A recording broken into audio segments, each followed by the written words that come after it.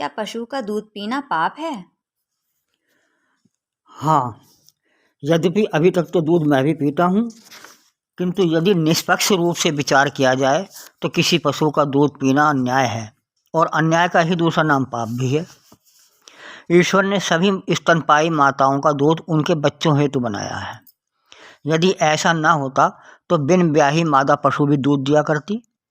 वास्तव में जब बच्चा पैदा होता है तो उसका पेट बाह्य भोजन को पचाने योग्य नहीं होता, ना ही उसके दांत होते हैं और ना ही उसकी मुख गुहा इस योग्य होती है। अतः ऐसी स्थिति में बच्चे को ऐसे पदार्थ की आवश्यकता होती है जो आसानी से पच भी सके और पोषक तत्वों से भरपूर हो। ऐसा पदार्थ बच्चे को उसकी माँ के अलावा और कहीं भी सुलभ नहीं हो सकता।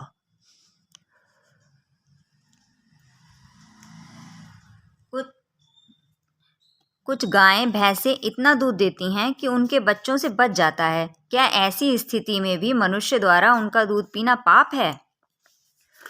देखिए, प्रथम तो अधिकतर पशु ऐसे हैं जो स्वाभाविक रूप से इतना दूध नहीं देते कि उनके बच्चों से पच जाए। कुछ पशुओं का कृत्रिम दूध रूप से बढ़ाया जाता है, किंतु इस प्रकार बढ़ाया गया दूध वास्तविक दूध नहीं रह जाता। जैसे अधिक दूध देने वाली गायों का दूध बहुत पतला होता है, उसमें पोषक तत्वों की मात्रा का प्रतिशत कम होता है। हो सकता है कि कुछ पशुओं का स्वाभाविक रूप में भी उसके बच्चों से दूध बच जाए, किंतु ऐसा तो किसी किसी महिला के साथ भी होता है। क्या ऐसी स्थिति में अन्य लोग उस महिला का दूध पीते हैं? नहीं, बल्कि हमने बचपन में देखा और सुना है कि ऐसी स्थिति में महिला अपना दूध निकालकर धरती में सिला देती थी।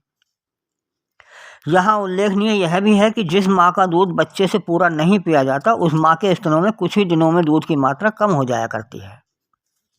किंतु यदि पशु को पालते हैं, उसे भोजन देते हैं, तो उसका दूध पीने में पाप कैसा?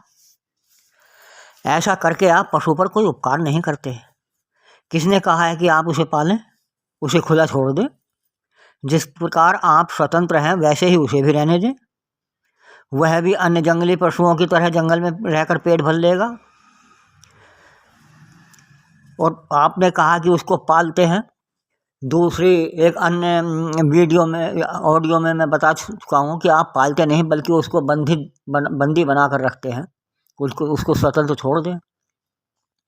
यह कहाँ का न्याय है कि आप उसकी आज़ादी छीन कर उसे पालने के बहाने उसके बच्चों का दूध हड़प लेते हैं और यहाँ तक कि देवता पर भी उसके दूध को चढ़ाते हैं। यह तो वैसे ही हुआ जैसे कोई चोर चोरी करके उसका कुछ अंश मंदिर में चढ़ा दे।